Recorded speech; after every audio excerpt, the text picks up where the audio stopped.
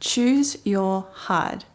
This is a quote that today's guest, Laurel Taylor, lives by, and we talk about what that means later in our interview today. We're going to cover the whole span of her history. She started knitting in 2008 as a way to help her focus when she was learning. She started her business not long after that and has been developing it ever since through moves from Alaska to Oregon to Texas.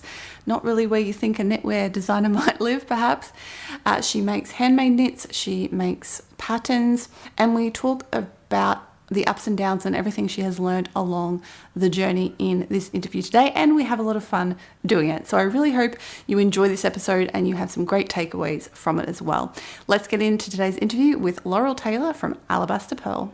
Hi everyone, I'm here today with Laurel Taylor of Alabaster Purl. Welcome to the show, Laurel. Thanks for having me.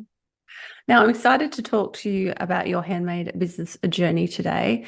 I've talked to a number of knitters over the years, but it's funny, you all have a different story and you all have a different journey and you all have a different specialty today. And I believe that one of your specialties is selling at markets and shows. So we'll definitely get into that throughout the episode today. Before we dive deep into that, I am curious, how did you get started? Fun story. So I don't have one of those like heirloom stories of my grandma taught me, even though both of my grandmothers could crochet, I don't ever remember any of them even offering to teach me. They may have, I just don't remember it. And they both now have passed, and I wish that I could have learned from them. But it was 2008. I was in a small school and having a hard time focusing during lessons. And so my friend Jonathan offered to teach me how to knit. He was thinking, okay, if your hands are doing something, then maybe your brain can pay attention better. Hello, undiagnosed ADHD. And it actually did. Like once I was able to get the stitches down and I wasn't having to focus too much on what I was doing, yeah, I was able to focus on the classes and retain things a lot better. That's amazing. So That's how I learned to knit. And And so then that was just like you just learnt it and it was just kind of a coping mechanism as much as anything else at that point. yeah, at the time it was something to do with my hands. Like right now, I'm even fidgeting, so I'm just like, okay, well, I want to be knitting because it's just it's so comforting to me. And and then so that was 2008, and then in 2010, I moved from Alaska to Oregon. My husband and I were engaged, and I had so graciously volunteered to leave Alaska. I was like, I'm ready to go. It's time. It's a beautiful state, but Mm. it's a hard state to live in, and it's actually physically hard to move out of because it's so isolated. Hmm. And anyway, so I was like, I'm ready to move on. Let's go to Oregon. So moved there. We got married in 2010. I didn't have a job yet, and so that was October. And so come Christmas, I don't have like many friends. I'm in a new state, a new town, and don't know his family very well yet. And so I offered to make everyone's Christmas gifts. Ah. And so I knitted everyone something that year. And then I eventually got a job at a coffee shop, and I stayed there through our time in Hood River.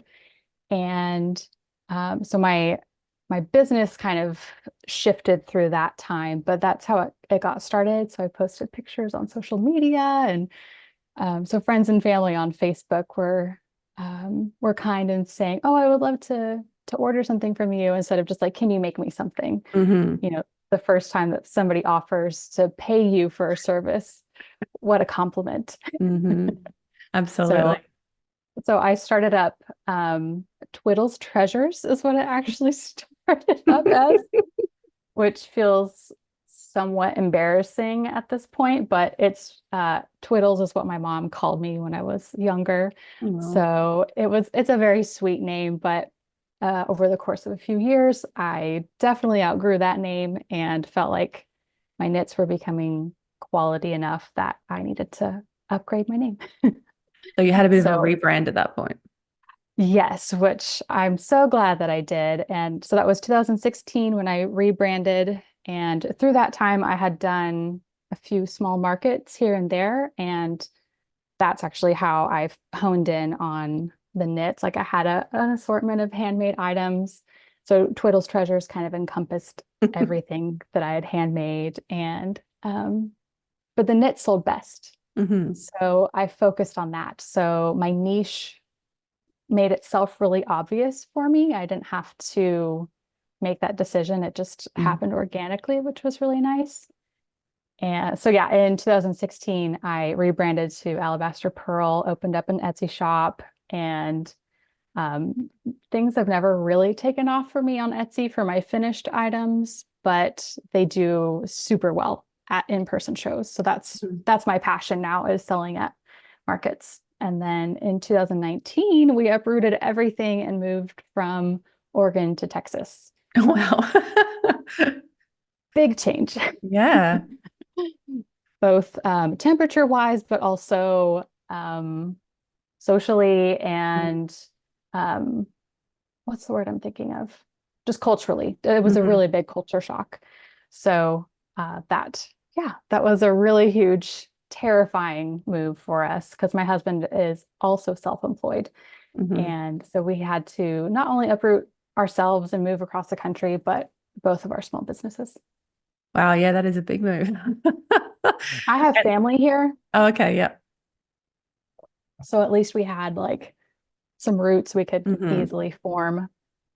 And I've been visiting Texas my whole life pretty much Hmm. because my grandparents and my mom, all of her family are from here. So I've been visiting for a long time. Okay. So you have a little bit of experience with the area. Just a little bit, but we mostly visited in the winter time when it was Hmm. colder. So summers here are as hot as you can imagine. Moving from Alaska, goodness, must I be mean, quite. just slowly moving Yeah. south, we'll eventually end up in Mexico. It's fine. Uh, I mean, where I live, it's hotter than Texas, but I'm sure the summers in Texas are probably as hot as they are here, but we don't get snow here. So I assume, I Yeah. know some parts of Texas do get that cold that you do get snow. Yeah, I was really worried about the move here. I was like, am I even going to be able to continue what I'm doing? Like, obviously, I Mm-hmm. could still sell online and really focus on that if shows didn't go well here. But we moved in 2019 Yes. um and then so I gave it a really good try that winter. And so I was like, sweet, I've got it. Amazingly, my knits are still selling here because surprisingly, even though Texas is insanely hot, we get up to 115 in the summer Fahrenheit, which is, I looked this up, like roughly 46 degrees Celsius. It's hot, but That's very then hot. we also have extreme shifts in the wintertime. Like it can be 80 degrees and sunny on December 23rd, and then it can be 20 degrees and snowing on Christmas Eve. Oh my gosh. Um, and it dropped like 30 degrees in 30 minutes this last winter. You can see the cold front coming. You're like, well, gotta get my knits out. And this last January, I think it got the coldest that I've seen it here yet since we moved here, which was 5 degrees Fahrenheit or negative 15 Celsius. Yeah, that is quite the shift in temperatures. That's amazing. And it feels worse than when Hmm. I lived in Alaska because you're used to it. And Yeah, it'll yeah. stay there for a good chunk of time so your body can acclimate. But Hmm. here it can change so drastically so your body never has a chance to get used to it. So it's brutal. Even more important to have those knits to put on quickly when you need to. For Um, real. so you moved in 2019. How did COVID affect you? Because I mean, I don't know if Texas had lockdowns or whatever happened in there, but did markets and shows still go ahead? Like what was happening? Yeah, so that was your one of your questions you asked, what was the biggest challenge? And definitely Mm. COVID was one of them, not like the biggest one, but a lot of markets were canceled. Texas is definitely more of a red state, and things were a lot more open than, say, Oregon. Oregon's a blue Hmm. state. And um, so there were a few shows that still were open, but so many of them were canceled. So I definitely had to shift Mhm. that year and just focus online. Mhm. And thankfully, like I said, my husband is self-employed, so it's not just my income that we're that we're solely reliant on. Like he's the breadwinner of the family, which I'm thankful for that. Mhm. So my income isn't like gonna make or break it. So it was definitely terrifying. It was like, Mhm. okay, can we survive this? Both of our businesses, because he's a carpenter, so he was Right. also having to go into people's homes, which that kind Mhm. of freaked some customers out. So he definitely Mhm. lost several jobs that year. Anyways, so it was that year was hard for everyone. Mhm. Everybody Yeah. had to shift for sure. Did you find it was like, has it changed your online business, kind of having to invest more time and energy into that? Or, and you sell patterns now, right? Did you sell patterns previously, or was that something that kind of came about because of this? I had been selling patterns. They hadn't taken off yet. My best seller, the Hope Shawl, that one I wrote in the fall of 2020. Hmm. And that one went wild, like immediately. That one kind of went viral, in my opinion. Hmm. I don't know that it still is technically, but it took off. Like I'd released probably 3 or 4 patterns by that point, Hmm. and I would get like maybe a sale a week. It was slow, but I was always excited when I got a sale, but the finished product is what I was focused on and Hmm. definitely brought in the more income. And then immediately the Hope Shawl, it was like a pattern sale a day Hmm. immediately. So that was really exciting for me to see that one take off. And I Yeah.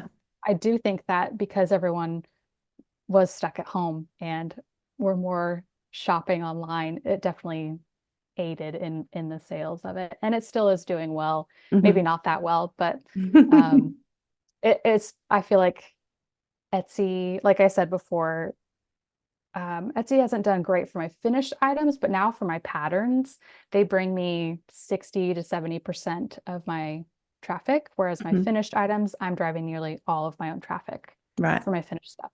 Hmm. And do you sell your patterns elsewhere, like on Ravelry and places like that as well? Yeah, they're on Ravelry, but I definitely get more on Etsy. Hmm. And eventually I have my website in the works this Excellent. year, so eventually I'll have them on there too. I'm excited about that. It's Yeah. it's time. Definitely. That's great. And did you find, like, I'm always curious about this because I'm not really in the knitting, crocheting, sewing world, but I'm tangentially connected to people who are, so I'm aware of how it all goes. But, did you find you had a lot of people like making your shawl and uploading photos of them with it, and that sort of helped the marketing of that?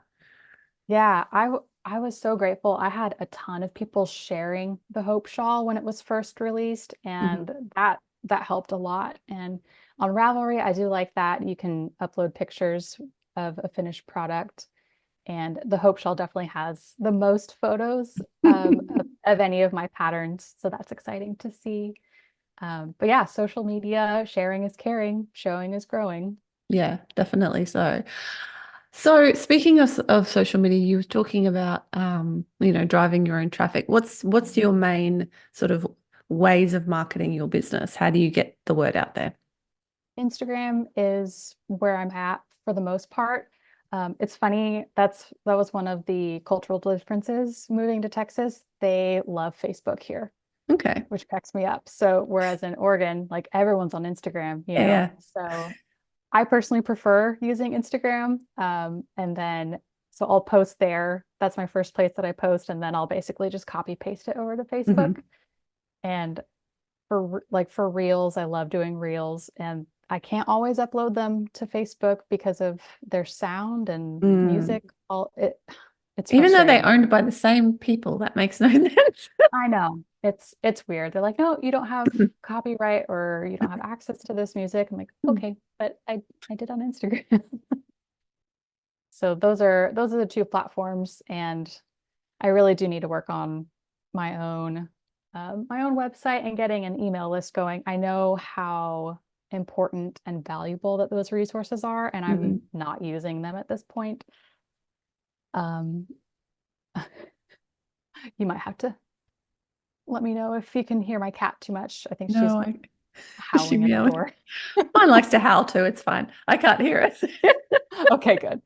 My husband has our howling cat locked in his office with him during my podcast so that he doesn't come in here whining and running around. Yeah. Oh, oh, kitties. So you said something that I don't hear a lot, and that is I love making reels. So what is it that Oh, you enjoy? A lot of people say, "Oh God, I hate video. I hate having to make reels." What is it that you enjoy about them, and what's your strategy? What sort of content do you like to make? so I do wish this is advice that I'm giving to future makers or to makers who are just starting their businesses. I do wish that I had more strategy. Like you say that word and my mind goes blank. It's just like this big, vague idea. And I'm like, we're gonna come back to that later. That just makes me scared. But I love, so when I was little, I always wanted to do acting, Mm-hmm. any sort of acting, but I knew if I'd gotten into that world, it wouldn't have been the best for me. And so I never pursued it. So I I love video. I love making people laugh. I love voiceover stuff, all that type of thing, just drama. I'm very animated, so it comes very naturally to me. And so I love that creative aspect of it. I, but I definitely make people laugh. And so I love that part of it, but I know it doesn't do the best for growing my business. So I wish Mhm. I was better at strategy with like, okay, who am I who am I reaching? What is the message that I'm sending? Because yes, I can make people laugh. I can connect with other makers, but is that who I'm actually wanting to reach? Mm-hmm. So I wish I had thought of more strategy ahead of time of, okay, yeah, this reel is funny and it's using a trending sound, but is the message selling what I'm wanting to sell? Mm-hmm.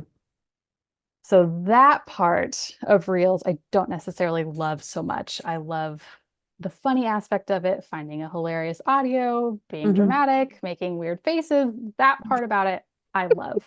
Is it selling my business the way it needs to? Probably not. Sometimes it does. Sometimes I'm able to show off a pattern or Mm-hmm. my knitting skills in the process, but generally it's like a yarn meme or a knitting meme. And so it just draws in other knitters, other crocheters. And while that's great, it's not necessarily selling a product that I need to Mm-hmm. sell. Yeah, unless you're selling your patents, which I guess, in which case that is the right audience. And that's the Yes. struggle, isn't it? I was talking to a previous interviewee who may or may not have been published by the time this goes out. But anyway, and she was talking about that same issue about, patents versus finished products. And they're actually mostly Yes. two different markets.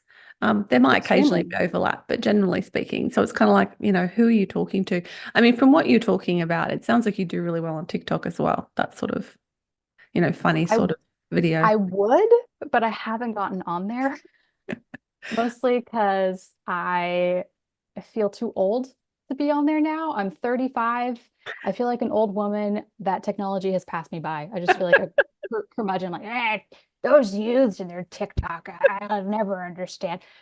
So I really Yeah, just need to get past that because I know that's another resource that I could use, but also it's such a time suck. yeah, And yeah, Instagram and Facebook already, I struggle with that. So yeah, absolutely.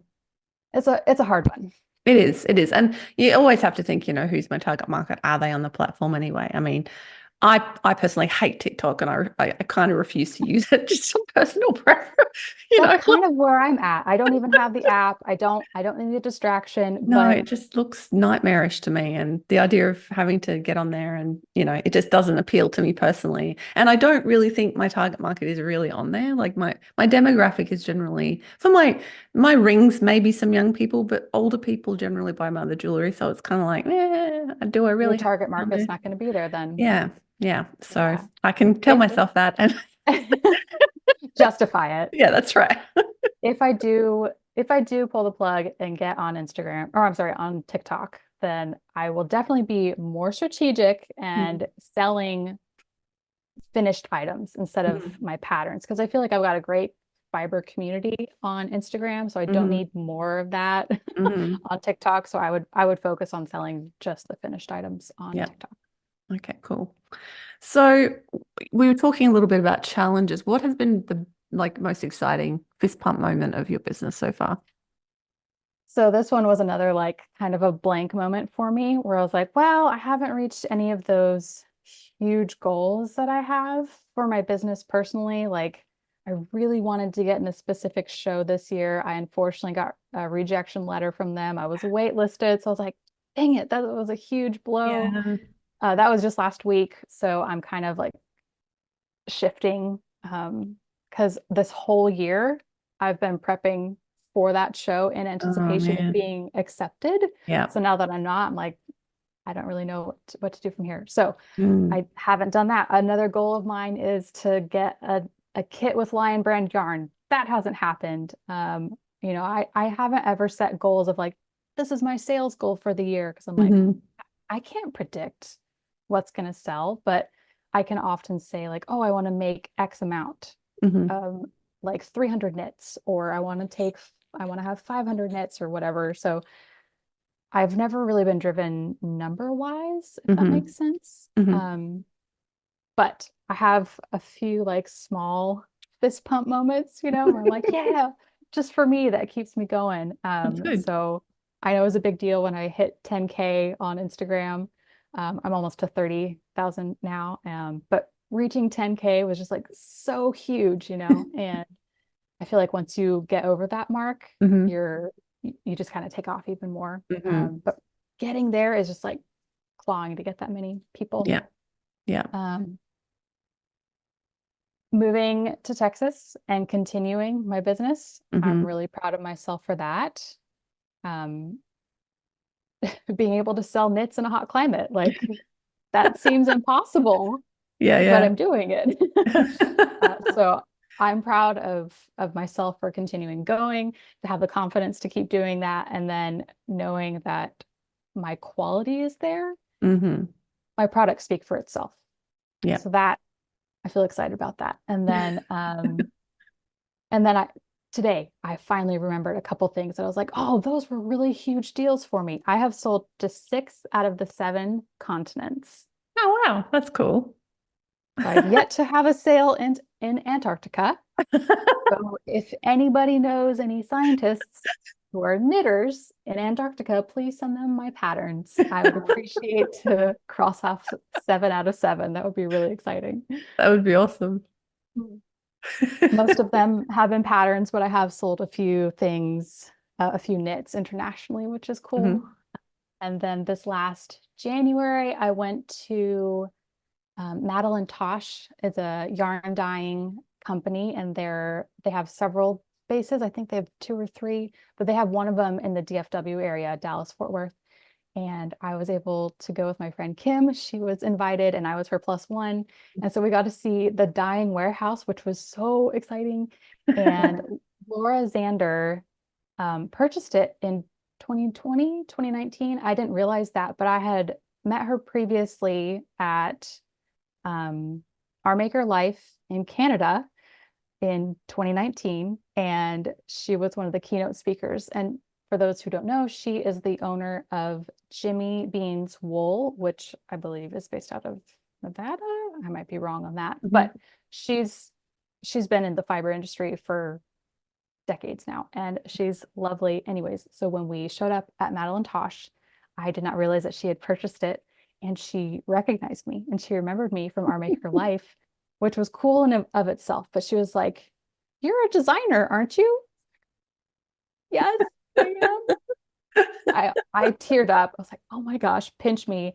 Laura Xander recognized me as a designer. What? That was definitely a, I'm so excited. Definitely a That's huge awesome. win for me. And I mean, you've been in business a long time. Like a lot of people I speak to, it's only been 5 years or whatever. But I mean, I started in 2008. You started your business, what kind of 2010 sort of ish time, I guess, from at the Yeah, very beginnings. at the very beginning. It was Mm. probably 2012 when I started like actually getting orders and stuff and Hmm. doing shows. Yeah. And Mhm. then so 2012 to 2016, it was just real small. And then it slowly Mhm. grew. And then moving to Texas, I really hit it full time. Mhm. And eventually, like I tried to find work here and that didn't work out. It's just a very different mindset for Mhm. bosses here. So that was a struggle. And I was like, I'm putting so much work into someone else's business when I could be Mhm. putting this much work into my own. Mhm. So I eventually quit, and this is now my full-time gig, which I know is not an option for everyone. So I consider myself very, very blessed and lucky to be able to do that. I know Mhm. it's not an option for everybody. Mhm. And it's been it's been an interesting few years as well. I've been bringing this up regularly. We had COVID, which for a lot of people was either when they started their business or their business took off online, or Yeah. they struggled with the offline stuff falling apart, and they had to change direction and things like that. And then now has come the last year or two where the economy is going a bit weird, and Yeah. the cost of living is increasing, and people in business are struggling a bit more because other people don't have as much disposable income and things like that. Has that impacted your business at all at this point? A little bit, Mm-hmm. but not as much as I feared. Like I was really Mm. nervous going into last year because I knew how tight things were for us. I knew how tight things were for everyone that we knew, and that I wasn't selling a product that necessarily offers a solution. It's a bonus item. It's not a necessity. And my items aren't cheap either. I Mm. charge 48 US dollars for a beanie with a pom-pom and more if it's made with merino wool or something luxurious. So Mm-hmm.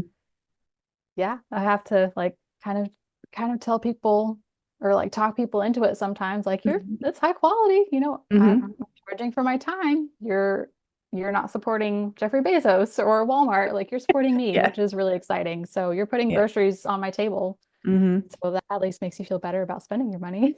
Mm-hmm. So I think my sales were about the same Mm-hmm. That's good. as the year before, maybe a little bit smaller, but honestly, this last year was the first year I really started tracking it. So Mm-hmm. I can't be super confident on that. I have used QuickBooks this is my third year using it.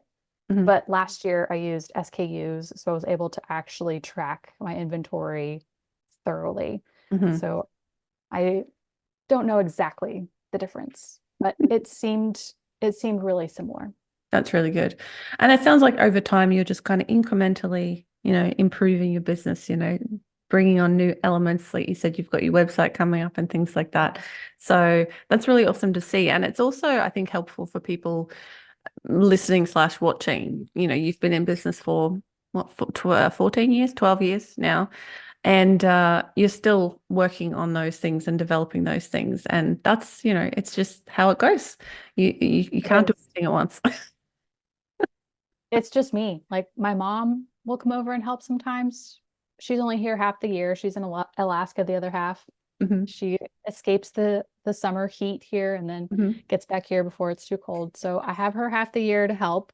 That's And nice. then my husband, he's like, I'm sorry, I'm not gonna like make pom-poms or like, oh, come on. But he'll be like Instagram husband. He'll Hmm. take pictures or video for me if need be. But he'll also just be like my physical labor. Like he'll help me load up the car when it's market season. Some if the market's close enough, he'll help me unload and set up. But usually I try to keep it within an hour, but it's not Hmm. always. Texas is so big. Yeah. Everything is spread out. It's wild. And we live 20 minutes from anything. Like we Hmm. intentionally purchased property to be out of town and we love Hmm. it. It's beautiful. But now then it adds time onto everything. So it doesn't always make sense for him to drive an hour just to help me set up when Hmm. I'm physically able to do it by myself. I've got it down to a system. Yeah. And So he's it's sorry, go ahead. so it's just me, Hmm. it's just me doing all the things, wearing all the hats. So yeah, that's why I haven't gotten around to doing a website yet, because that's another one of those like big scary things that Yeah. make me just kind of have a mini stroke and my mind goes blank, because I know it's something I don't know how to do. So Hmm. therefore, I just don't even want to try. Yeah. But you're doing it anyway, so good on you. I'm going to, yes. Um, It's started. I have the domain. My friend Madeline helped me get like the foundation going. mhm. So it's there. I just need to get it finalized. Yeah. Yeah. Awesome. Do you have like a date set for that, or are you just kind of winging it? I I need to have it open before fall, because Hmm. that's when things get busy for me. Hmm. I think having it open before or by September 1st would be really good for my business, Hmm. which sounds so far away, but it's really not. It's Hmm. middle May right now. So we have June, July, August. I have 3 months, Hmm. which means photographing all the product that I have, which that alone is going to take a lot of time. Now, with your products and your product design, do you do one of a kinds or do you do like batches? A little bit of both. Okay. So I've got this batch right here, Wild Hearts beanies. Some of Hmm. my best sellers are really dark colors. Sorry, you can't see them, but I do a lot of like my staple colors. But then I have a lot of scrap yarn left over. So I try to do my best to use up every single piece Hmm. as possible. And so sometimes it does result in one of a kind pieces. Hmm. But I've over the, like you said, I've been doing this for a long time. So I've kind of figured out what are my best sellers and just Hmm. hone in on those colors and slowly phase out other colors, especially now that I have SKUs. I can see the Hmm. numbers and numbers don't lie. Hmm. And but then if I have like hand dyed yarn, then the item is going to definitely be one of a kind. Yeah. Um, Yeah. so it just depends on what yarn I have. Yeah. Hmm.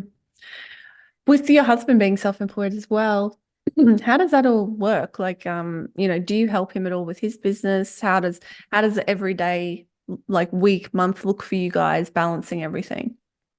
So it actually works out great, because my busy season is usually his slow season. And then my slow season is his busy season. So we definitely help each other out. Um, I love to flip furniture as well in all of my spare time. There is a table and chairs sitting in his shop, pretty much ready to go. It's been sitting in there for 2 years because life keeps happening. And um, the time to actually go out there and paint it is when it's cooler, when Hmm. I'm busy. And Yeah. then it gets Yeah. so hot here in the summertime, and Hmm. it's insulated, and he does have air conditioning in his shop, but it still gets so hot out there. So I'm his painter if he ever has a job that needs painting. And then I'm his social media girl. He does not have Facebook or Instagram on his phone anymore. And so I'm his liaison. Like, I'm promoting his business on local Facebook pages all the time. Hmm. And so then I also run his messenger, like customers will reach out to him. So I Hmm. have to double check with him before I send them a response. Like, is this correct? Am I are my numbers off? All those types of things. So Hmm. because what he's doing is so technical. Hmm. And so it's nice that our seasons have, or that our businesses have busy seasons and slow seasons, Hmm. because I could not do what I do for my like 4 busy months. I could not do that year round. I Hmm. don't know. I don't know how people have the energy to do markets year round. And I see small businesses that do that. Like, I'm Hmm. in several vendor pages on Facebook, and some will say, "Oh, we've done like 70 shows this year or last year." I'm like, how? Like, that's multiple per week some Hmm. weeks. How do you have the energy to do that? And how do you, like, are you a handmade business? How are you Hmm. able to keep up with that? Or anyways, so there's Mm. a lot of variables, but I, for one, I'm so thankful that I don't have a busy season all year long, Yeah. because I, even though I'm chatty and I'm animated, I am actually an introvert and I need to recharge and Mm. turtle, as I call it. I like to just go back into my shell and recharge. Yeah, absolutely. I totally understand. So how does all the rest of life look like? Like, do you guys, on your everyday balancing, normal outside of business life, like does he work from home usually, or does he go out on jobs, or like how does that all work? Yeah, it depends on the job, honestly. Mm, Today he was both home and in the field. So he loves to do shop-based work if possible. Like if it's building cabinetry, he loves that because he can build it from his shop, but then he has to go install it at the client's home, mm-hmm. which is the more stressful part because Yeah. he's in somebody's home Mm, and there's more liability then, there's more mm, risk. And yeah, so he's trying to direct his business where it's more shop-based. mm-hmm. But, I don't sometimes I don't see him all day because Mm, he's in the field, he's doing work, but then sometimes he's home for weeks at a time because mm-hmm. there's just a lull in between jobs or he's doing bids all day or he's just waiting on people to pay for the job. And so he's like, well, I guess I'm just going to work on digital plans or I'm going to make cutting boards or so it, Mm-hmm. it really just depends on the season. Oh, so Um, does he do like shows and stuff as well with it with small products? Okay. no, I've tried talking him into it, but I don't know if you've watched Parks and Rec.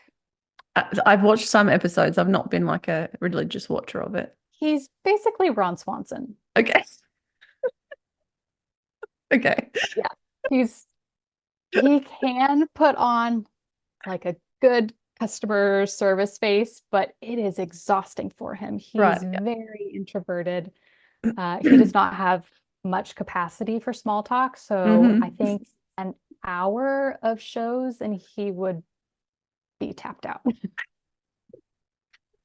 So I've thought about like taking some of his stuff with me, but I don't know. I've some shows don't allow that. They don't Mm, allow multiple businesses to be in one booth, so we right. would have to create our own business that's both things. Right. Which, And yeah, no. which yeah, we Mm, could do, but also like he generally just doesn't have the time to do that much work. hmm. He's usually so busy. So in those slower months, he's like, I'll just do cutting boards and have them ready to ship for Christmas. Okay. Yep. Yep. Yep. So he sells online as well, then I'm assuming. Yes. Yeah. Yeah. Yeah. Yeah. So, Which, but that's not his main focus. It's mm, he likes those big jobs. yeah, yeah, for sure. Yeah, as someone who sells exclusively online, I totally understand that. I have been contemplating getting back into markets simply because it's a nice way to kind of get out there into the community. Um, when you work at home all day, my husband works with me all day. We live in the country. I don't see another human being very often. We do And we do have sometimes that's great. yeah, well, exactly. I mean, we do have tenants. We have a granny flat on our property, and we do have tenants in there now. So it's kind of someone to say, wave to sort of thing. But yeah, as an introvert, usually that's fine. But occasionally, you're kind of like, oh, maybe I should, be nice to talk to another human being. Um, Go to the grocery store. yeah, yeah. Well, I do that sometimes. But no, I understand wanting to turtle, as you say, and just have your own quiet little life. It's quite lovely, really. Yeah, we have fought for that. Mm, That's something that's really important to both of us yeah. is having control over our own time. Mm, And so we've fought hard to get here. I mean, for goodness sake, we moved from Oregon to Texas, which is something I never thought we would do. Um, for many reasons. And now we have a piece of land and it's in the country and we like a quiet life. hmm.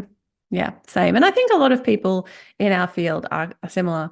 We're doing this because we want that control over our time. We want that freedom over our time. We want to kind of be able to live wherever we want to live rather than having to live in Yeah, a city because we have to get a job there, things like that. And that is one of the joys and privileges of being able to be self-employed in a creative industry like this is that you do have that freedom and flexibility, which is priceless, really. it is. Mm. And it's hard, like it's scary, Yeah. but so is working for somebody else. Mm.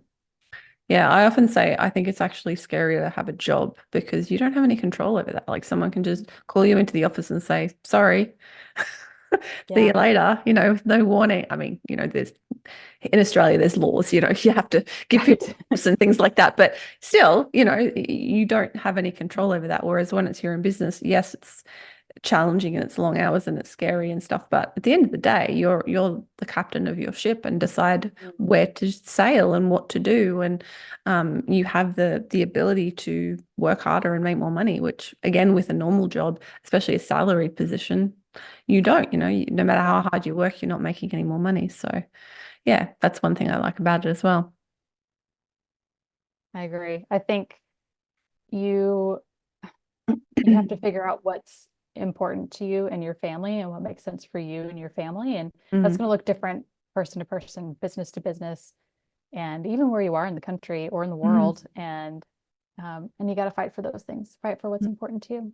Yeah, absolutely. So speaking of the future, where do you have like an idea of where you want your business to go, or are you happy to just keep trundling along as it is and keep things ticking over? So I like that you gave me that option. I was like, just keep going because I wanted to show you this. It's the only answer that I didn't fill in because I've always hated that question. And I Yeah, now yeah. understand ADHD. Mm-hmm. Um, I saw I saw a reel. It was like ADHD person getting asked that at a job. Where do you see a job interview? Where do you see yourself in 5 years? Like, oh, that person doesn't exist in my brain. Should what do you mean? Oh, even like tomorrow? I don't know what I'm doing tomorrow. What do you mean? Oh, do you want me to give the answer that you think that you want me to say? Mm-hmm. Because I see myself working here and I'm going to be happy here in 5 years. Anyways, I've always hated that question. I am not a dreamer. Mm-hmm. I'm a planner, Mm-hmm. but like zoom in plans. Like Mm-hmm. I don't see the forest for the trees. I'm definitely zoomed in on the tree. And I married a dreamer. And but he calls me the dream killer because I can plan a dream to death. So it's, I for one am honestly shocked that I have been this passionate this long about Mm-hmm. Alabaster Purl. Mm-hmm. I'm shocked that I'm not sick of knitting. I'm shocked that Mm-hmm. I'm not sick of making the same thing over and over again. Yeah. And that I'm not like I do get burned out from time to time, but it's not like I've gotten to the point where I just quit. Mm-hmm. I truly love what I do. So where do I see myself in 5 years? I truly don't know. Mm-hmm. I've been Happy, thinking, hopefully. yes, I've been thinking about this quite a bit lately because with the show Christmas in Cowtown, it was a huge goal of mine. Mm. It's a 5 day show. It's Wow. 20,000 people. Mm-hmm. So I have a formula. I want to make 10 times the booth fee. Mm-hmm. Booth fee was $1,600. So my goal was $16,000 in sales. So my Mm. goal was to take $32,000 worth of inventory because I want to take twice the amount. Yeah. So I bathed out how much inventory that was going to be, and it was more than I've ever knitted. Mm. So once I did that math in early March, I realized I have to make 3 items a day from Wow. now until October 5th. Mm-hmm. Okay, we can do this. Can we do this? It's a little crazy. I think we can do this. So I did really well for 2 months, and then I Mm-hmm. found I wasn't accepted. I was waitlisted. So there's a chance I still may get in, which is Mm-hmm. exciting because I have over 300 items already.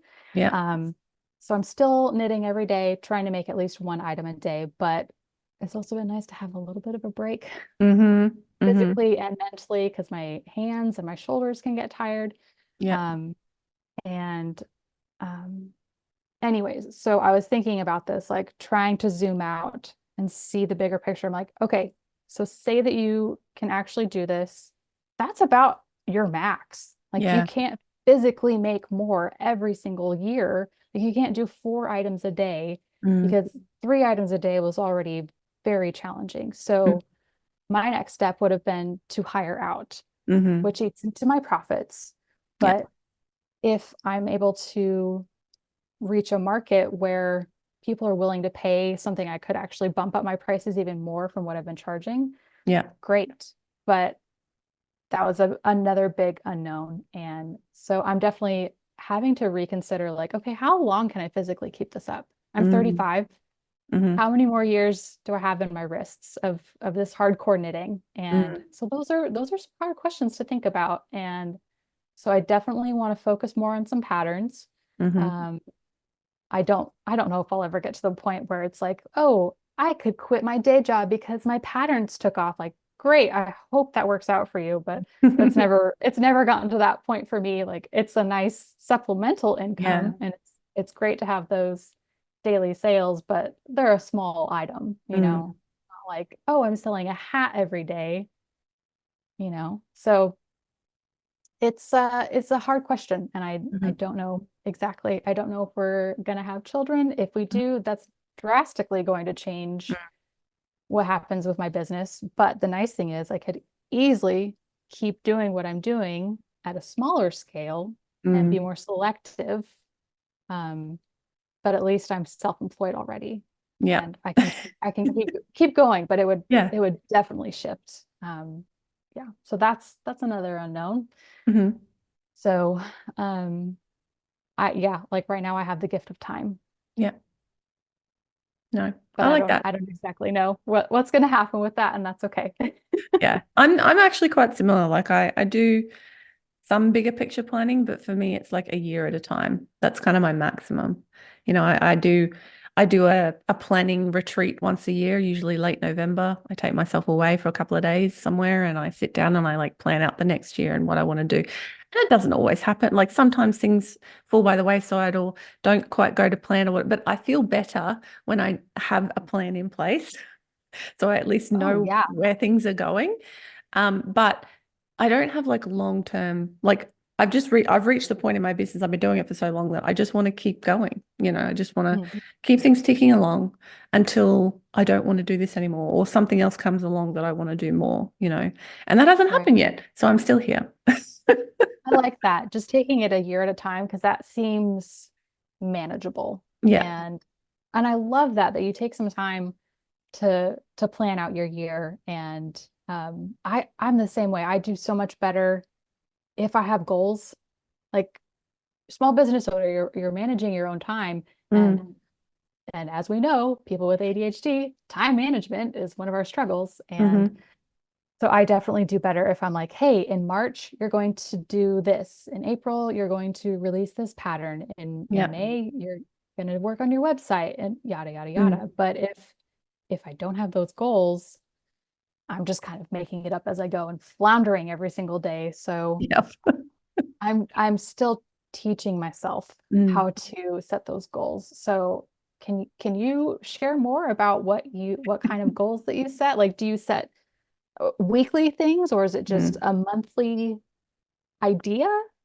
Well, I do like a few different levels of planning. So I usually have like a overall in the year, what like are my keystone things that I want to do? Like I want to run a course here, I want to release a new design here, I want to do a giveaway here, like those sorts of things. So I try to pop them in the calendar, or if I want to do something new and I need to like launch it, okay, so I need to put that in there.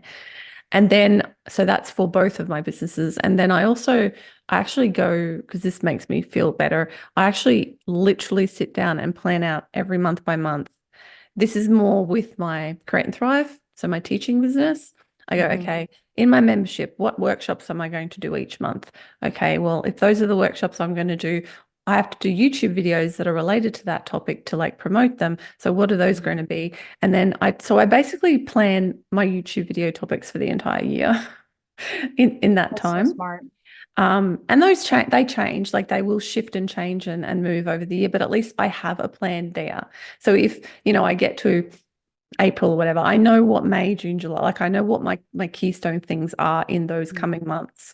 And I can shift and change things around if I need to, but at least I'm not just showing up with nothing. Like it's so stressful to be a content creator and have to be constantly coming up with new ideas. I prefer to Yeah. sit down and do that all at once. So I have a plan, and then when the month comes around, I do the detailed planning. Like, okay, this is the topic I wanted to cover. Let's actually write the workshop or script the video or whatever, and then we do that then. And sometimes life gets in the way. Like last month was not a great month for me. I had a couple of deaths in the family, and things just went out the window, and I didn't release a video for like 4 weeks, which is the longest in years that I've not released a video. And so, these things happen. And again, that's the privilege of being self-employed, is that I could, like, I flew to another part of the country to support someone through that. And, like I had the flexibility to be able to do that. Yeah. So that is, I don't resent it or regret it, but it's interesting, like how I think for me, I like to plan, but I'm also happy to be flexible. Like it makes me feel comfortable to have the plan there, but I'm also absolutely willing to change the plan when the time comes if I need to. So for me, that's a good balance. That's really great. What you were describing to like, let's sit down and do it all at once. It's like meal planning. What's the worst part of the day? Dinner time when you have to pick something to cook. But if you've done the work and Mm. you've picked a week or two worth at one point, then Mm-hmm. you just go to the menu and you're like, oh, let's pull this out of the freezer, or let's Mm-hmm. prep this. Yeah. You've taken the work out of it, and Yeah. the mental load is Yes. so much less. So I need to Yes. start doing that. Genius. Yeah. Yeah. And Nick and my husband and I, he does most of the cooking, but I generally do the planning of the food. So when times are normal, the last month was abnormal, but normally, I sit down once a week and I plan out all of the meal, like the main meals, because we do like our own breakfasts, and then we usually have like an omelette for lunch or frittata for lunch, something easy. And then dinner's always something different generally. So I'll like Yeah. plan out the meals and go, here's the meals, and he does the shopping list and does the shopping and does the cooking and whatever. But it's great because that way, we know what's coming. Yeah, And you for don't have to, yeah, real. it's that mental load every day having to sit down and go, what am I doing today? And I do a Yeah. similar thing in my business. Like once a week, we have a meeting because we both work together as well. And we sit down and we go, okay, what are you doing this week? What am I doing this week? Who's doing what on what day? And then, when are we going for a swim? When are we doing a walk? Personal stuff as well. Like we plan it all for the week, Oh, so that's that we good. know what is coming, which is really Mhm. nice. We definitely need to be better about that. My husband and I definitely do not do that. And but I feel like we check in at least at the end of the day and like, hey, Mm, what does tomorrow look like for you? Just mhm. because his job is so different day to day. Yeah, it Like, would just what are you be doing changing until constantly. tomorrow? Yeah. Yeah. So but today at dinner tonight, he was like, what are you doing tomorrow? I was like, I have nothing scheduled for tomorrow. I have turtle written on the calendar for tomorrow. It is a turtle day.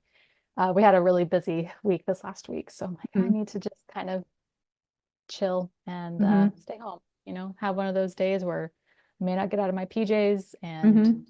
knit a lot and turn on Great British Baking Show. Yep, something relaxing. Yeah, exactly. So, We're uh, currently binge watching Grand Designs. That's our current ooh, show. Yeah. science. Are you Not heard of familiar? this. Oh, it's I'm British. not. It's British. So it's been going for like since 1999. And it's this I'm gonna guy write who this down. goes, yeah, it's fun.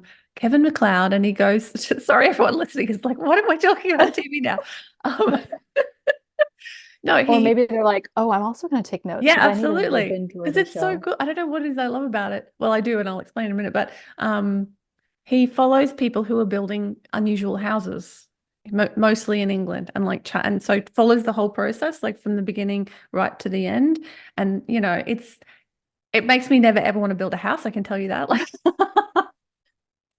it always looks so Oh, stressful, but like he follows the process, and it's got a little bit of interesting. philosophical element to it, and it's Okay. quite soothing Okay. to watch, even with the stressful elements of it. I think because it's usually going to turn out okay, but also it makes you feel better about your life. Like, Yes. if my life is stressful, nah, it's got nothing on these people's lives. It's not that stressful. Yeah. We've flipped two homes while Oh living in wow, them. yeah, 0 stars. Do not recommend. If we were able to survive that, I feel like we can survive anything. yeah, Um, And we bought this house thinking it was going to be another home that we were going to flip. Mm-hmm. But the longer we live in it, the less we want to do that work. Mm-hmm. So anyway, the building in Texas is very different Mm-hmm. and we're not a fan. So, but of course we wanted to buy outside of city limits. So Mm. therefore there's not as many codes that people need to follow and Right. inspectors can't enforce anything. Mm-hmm. And then I recently found out about the county that we're in recently even has more lax laws. I had no idea. And so we are not buying in Texas ever again. We're only going to build from here on out, Mm-hmm. which I know is going to be so stressful, but at least we know exactly what's happening behind the walls Yeah. because this house, the more that we have to fix as things Mm-hmm. break, the worse it gets. Mm-hmm. To be fair, at Oh, least there's something great. else. Yeah. At least you're married to a carpenter, though. Like most of these people have no building experience and then they project manage themselves, and it's just like, what are you doing? Anyway, you Yeah. guys will be fine. You'll be fine. Well, it'll be great. I mean, it'll be terrible, but at least we'll know. Yeah, absolutely. Uh, okay, before we wrap up, do you have some advice for your fellow makers out there? Something that you want to, some knowledge you would like to pass on that we haven't already covered in today's video Okay. slash podcast? Let me check my notes. I feel like I had Mhm. so many little things for people. Um, so if you're just starting and you're like, okay, I really want to open up my own small business and you have a hobby or something handmade that you're doing and you want to monetize it and you want to pursue it more heavily, ask yourself the hard questions that I am terrified to ask myself and am just now doing in what year 12 of my business. Mhm. What are your goals? Mhm. Are you just wanting it to be a side hustle? Are you just wanting it to be something that you can monetize so that you can get more supplies? Like for me, would I just want to get more yarn? Like, do I want to make enough just to buy more yarn? Do you want it to be able to pay for your groceries? Do you want it to be for your child's college fund? Do you want it to pay off debt? Do you want it to be your full-time job? Like, what are your goals? Ask yourself those hard questions. Mhm. And every step that you make for your small business, have that goal in mind because I am so thankful that my business has been as successful as it is in my definition. Oops, sorry. In my definition, um, because like I said, I'm just kind of floundering. I'm just kind of making it up as I go, and thankfully it's working. Thankfully it's been okay. Like my product speaks for itself, and I'm passionate about what I do, but those big ideas like strategy and 5-year plans. I'm like, that's terrifying. So sit down, ask yourself those hard questions Mhm. and figure out what your goals are and define success for your family, for you, for your business before you even get started. Mhm. Because if you jump into it and define success for you, like as you're going, you could let yourself down and think that you're failing Mhm. when you're not. Like you just maybe defined success incorrectly for Mhm. yourself. I love that. You might have defined success incorrectly for yourself. It's so true. Yeah. Let me look. Oh, okay. Can edit out that. And another piece that I love is Q-tip, QTIP, quit Mhm. taking it personally, Ooh, that's a good specifically one. about pricing. Uh, Selling at in-person shows, it's great. It's a wonderful marketing tool that definitely has expanded my business in a way online hasn't. Mhm. But you also get the face-to-face rejection. You get the face-to-face reaction where people flip over the price tag and they see $50 for a hat. Well, I made it, took me X amount of time. How much do you want to pay me per hour? Mhm. Quit taking it personally. They're not upset at you.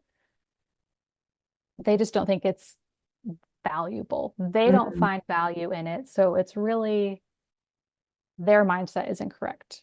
Mhm. Um, People will pay hundreds, thousands of dollars for these ridiculous name brand items and then want to haggle you over a handmade item.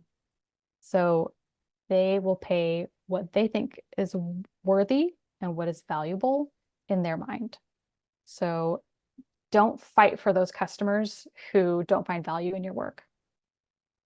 I just want to like put that on a billboard somewhere. It's so true. And I say this so much. Yeah, don't fight for the customers who don't value your work. Beautiful. I love it.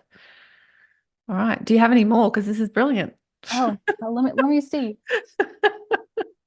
Oh, yeah, along those lines. So those people are going to say that it's too expensive. They'll want to haggle you. Well, cheap people always find cheaper. Very true. Very true. You can't compete on price in this industry. No, people can find it on Amazon. They can find it on Temu now. They can find it on Shane, whatever it is, and Yeah. all these horrible, just insanely cheap companies. Mm-hmm. Not even that the prices are low, Mm. the quality isn't there. Mm-hmm. And then, of course, you're getting into how they're actually made, and that's not great. People are Mm-hmm. being exploited. So, yeah, Yeah. People will buy what they value. Well, they'll pay absolutely. and if they don't value your work, then they're not your customer anyway. And they never will be. Yeah. You're welcome. Awesome. Did you happen to share a quote, have a quote to share today that inspires or motivates you? Oh, I feel like all of these were kind of like Yeah, you quotes and had a lot of advice. quotable things just coming out right there. I'm gonna have to make a lot of Instagram things to put up for, yeah. Yay! Last one is choose your hard. Mm, That's been kind of our life motto this past season. I don't even know how long you can define that season, years for us. mhm, Choose your hard. For me, deciding to leave a crappy job was hard. To pursue Alabaster Purl full time was terrifying, but it was also hard to stay employed because yeah, that was awful. So mhm, choose your hard. mhm. I love it. Love it. I want to like write some of these things and put them on my wall because I totally agree with you. It's I always have nice. cheap, Sorry, go I ahead. have cheap people will find cheaper. I have that written on a sticky note. Yep, it's right over here. It's Oh, on my nice. board right here. Yeah. Yeah, because sometimes somebody will just say something that really, really sticks with you. And that's why, I always ask people for a quote because sometimes just putting a concept into a couple of words can just be such a powerful way of carrying it around with you. Mhm. Choose your hard for me, that's a really good one. Like, it's funny when people who've never been like I was having this conversation with a friend of mine a while ago, and she's done some amazing things. Like for her 40th birthday, she took a year off and she walked the Tairo, is it the Tairoa? It's the hiking track that goes from the top of New Zealand to the bottom of New Zealand. So the entire length of the country. Oh my And she did that goodness. by herself. Like she's a hiker, a bushwalker.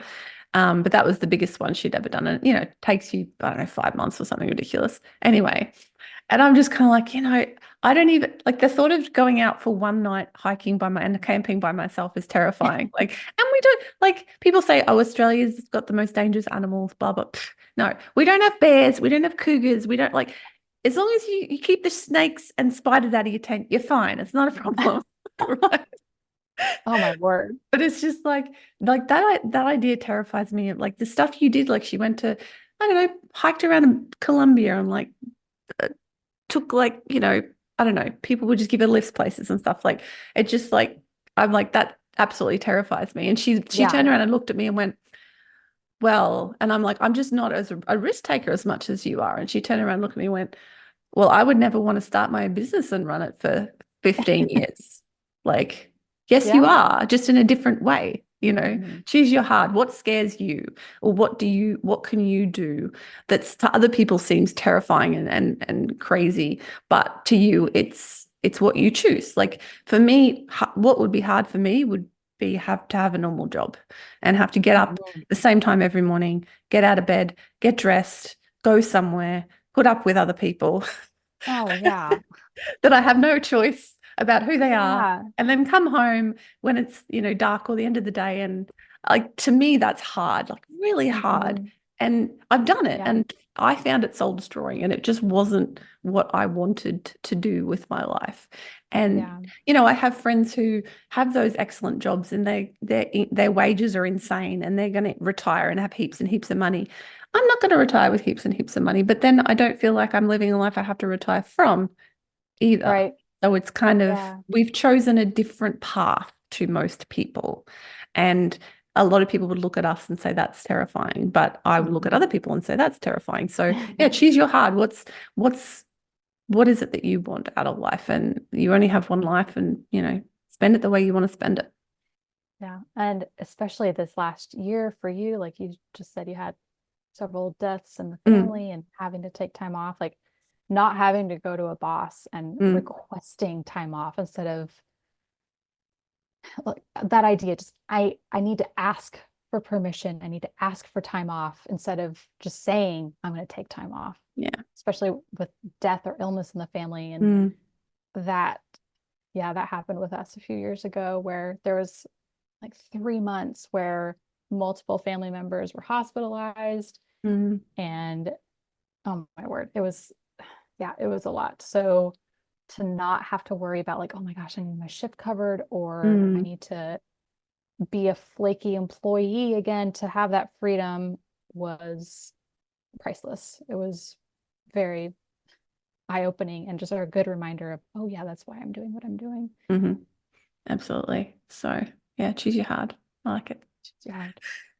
Laurel, thank you so much. This has been an absolute pleasure of a conversation. I hope everybody has taken lots of nuggets of wisdom away from this one today. Thank you for sharing those nuggets of wisdom, and I wish you all the best with all of your new projects and the things that are coming for you. I'm sure it'll be wonderful. And my question that I'm still is lingering in my mind: are you going to apply for the show again next year? Yeah, I think so. Um, they, it was weird because so many people who were accepted last year weren't this year. They Mm, say that they try to keep it fresh, okay. which I'm wondering if I selected the incorrect category, Hmm. but the categories weren't really lined up with handmade stuff. There's a lot of boutiques in this area. Hmm. It's very different from shows in Oregon where it's mostly handmade. Like, Right. so people will walk by my booth thinking that I've just drop shipped items, and then they realize, oh my gosh, you've made all of this. Uh-huh. Yeah. So, I need to hear back from them. I've asked Mhm. them if there's a different category that I should have selected, but I think I will apply. Good Yeah, on you. That's we'll see. a big, exciting challenge, and I hope it works out. But in the meantime, I'm sure you will have other exciting challenges. Yeah. I do have a couple shows already signed up for the fall, but nothing that big. Yeah, 20,000 people, that's amazing. a lot. Yeah, definitely. Again, thank you so much. Where can people go at the moment to have a look at your work? Alabaster Purl, Purl. You can find me Hmm. on Instagram, on Facebook. If you are a knitter, you can find my patterns on Ravelry. You can find me on Etsy as well. And then this fall,